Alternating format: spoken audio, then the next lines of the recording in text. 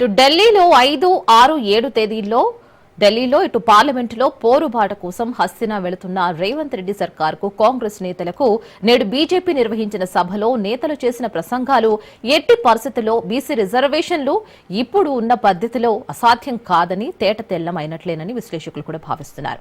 స్థానిక సంస్థల ఎన్నికలు 42% రిజర్వేషన్లతో జరుగుతాయా, పాత పద్ధతిలో జరుగుతాయా, లేదంటే అసలు ఎన్నికలే జరగవా అనే సందిగ్ధత గ్రామాల్లో నెలకొంది. సో దీనికి సంబంధించి మనం మాట్లాడుకుందాం. లైవ్ లో దీనికి సంబంధించి పూర్తి డీటెయిల్స్ అందించడానికి సైదులు ఉన్నారు. సైదులు, అసలు ఈ కాంగ్రెస్ ఇచ్చేది బీసీల రిజర్వేషన్ అంటూ కూడా బీజేపీ నేతలు ఆరోపిస్తున్నారు. అండ్ రేవంత్ చేసిన వ్యాఖ్యలు ఏవైతే ఉన్నాయో, మోదీ గారిని ఇటు కన్వర్టెడ్ బీసీ అంటూ మాట్లాడిన వ్యాఖ్యలన్నీ కూడా వాళ్ళు ఏ విధంగా తీసుకుంటున్నా ఈ బీసీ ఫైట్ ఇంకా ఎంతవరకు జరగవచ్చు అంటారు?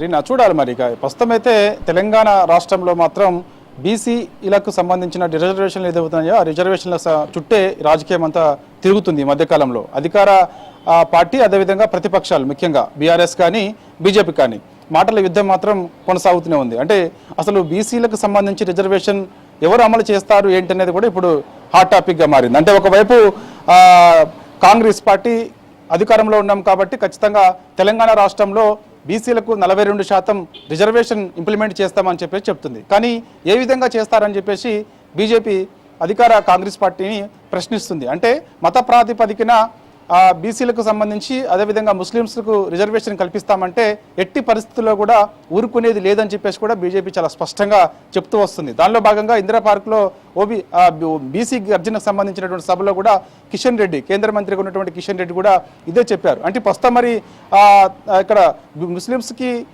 4% రిజర్వేషన్స్ ఉన్నాయి కాబట్టి వాటిని తొలగించి వాటిని ఎవరైతే బీసీలు, ఎస్సీలు, ఎస్టీలు ఉంటారో వారికి కేటాయించండి అని చెప్పేసి కూడా బీజేపీ అధికార కాంగ్రెస్ పార్టీని ప్రశ్నిస్తుంది.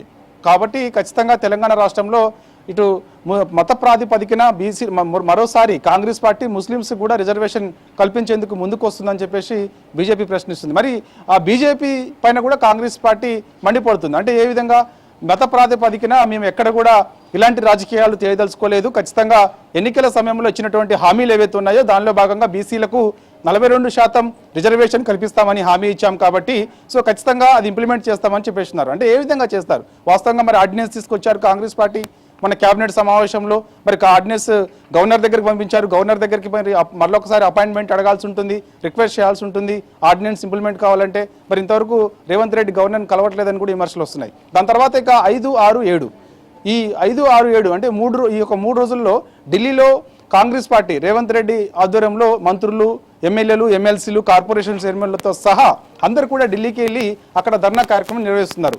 ఢిల్లీలో ఉన్నటువంటి జాతీయ పార్టీ నాయకులందరినీ కూడా కలిసి వినతి పత్రాలు కూడా ఇచ్చేందుకు సిద్ధమవుతున్నారు. కాబట్టి ఏదేమైనా సరే ఈ అంశం ఏదైతే ఉందో బీసీలకు రిజర్వేషన్కి సంబంధించినటువంటి అంశం ఇప్పుడు మొత్తం కూడా తెలంగాణ రాజకీయం మొత్తం కూడా ఈ బీసీ రిజర్వేషన్ల అంశం చుట్టే తిరుగుతుంది. మరోవైపు బీఆర్ఎస్ కూడా బీసీలకు సంబంధించి రిజర్వేషన్ ఖచ్చితంగా కాంగ్రెస్ పార్టీ ఇచ్చినటువంటి హామీ మేరకు నెరవేర్చాలని చెప్పేసి కూడా ప్రధానంగా డిమాండ్ చేస్తుంది. దానిలో భాగంగా ఓన్లీ ఆర్డినెన్స్ మాత్రమే తెరపైకి తెచ్చి చేతులు దులుపుకుంటే కాదు అని చెప్పేసి కూడా బీఆర్ఎస్ పార్టీ అధికార కాంగ్రెస్ పార్టీని ప్రశ్నిస్తుంది. దానిలో భాగంగా ఈ నెల 8వ తారీఖు రోజు కూడా కరీంనగర్ వేదికగా బీసీ గర్జన సభతో బీఆర్ఎస్ పార్టీ భారీ సభ ఏర్పాటు చేయబోతుంది. మరి ఈ సభలో కూడా అనేక అంశాలు కూడా చర్చకి వచ్చే అవకాశం కనిపిస్తుంది. మరి ముఖ్య అతిథిగా కేసీఆర్ హాజరవుతారా లేకపోతే కేటీఆర్ హాజరవుతారా అనేది కూడా మనకి ఈ రోజు లేదా రేపు తెలిసే అవకాశం అయితే కనిపిస్తుంది. సో ఏదేమైనా సరే బీసీ రిజర్వేషన్లకు సంబంధించి ఒకవైపు రాష్ట్రపతిని అపాయింట్మెంట్ తీసుకోవాల్సిన అవసరం ఉంటుంది కాంగ్రెస్ పార్టీ.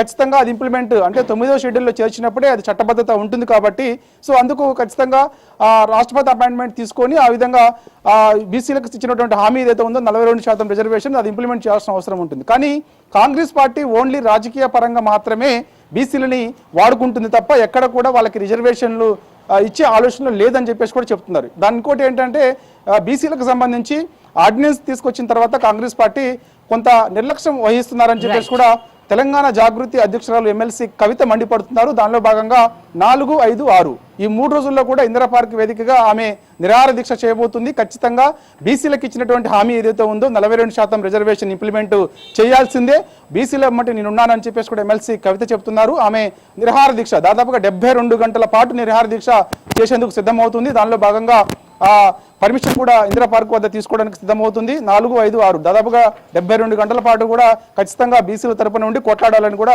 ఎమ్మెల్సీ కవిత చూస్తుంది. కాబట్టి చూడాలి మరి ఇక ఈ యొక్క రిజర్వేషన్స్ ఏదైతే ఉన్నాయో ఈ రిజర్వేషన్స్ మరి కాంగ్రెస్ పార్టీ ఇచ్చే హామీ మేరకు నెరవేరుస్తుందా లేకపోతే ఓన్లీ రాజకీయ కోసమే బీసీలను వాడుకుంటుందా అనేది కూడా తెలియాల్సి ఉంది. మరి స్థానిక సంస్థల ఎన్నికలు దగ్గర పడుతున్నాయి, నోటిఫికేషన్ కూడా ఇస్తామంటున్నారు. కాబట్టి మరి ఏ విధంగా అంటే పంచాయతీరాజ్ సవరణ చట్టం 2018 సవరణ చేస్తారా లేదా చేయకుండానే ఏ విధంగా మరి ముందుకెళ్తారు?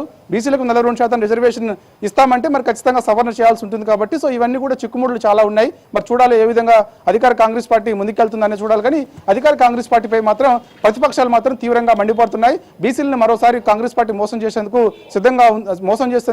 ఇలాంటి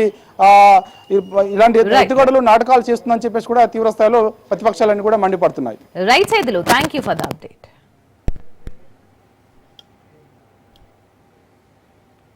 మరిన్ని అప్డేట్స్ చూసే ముందు let's take a short break.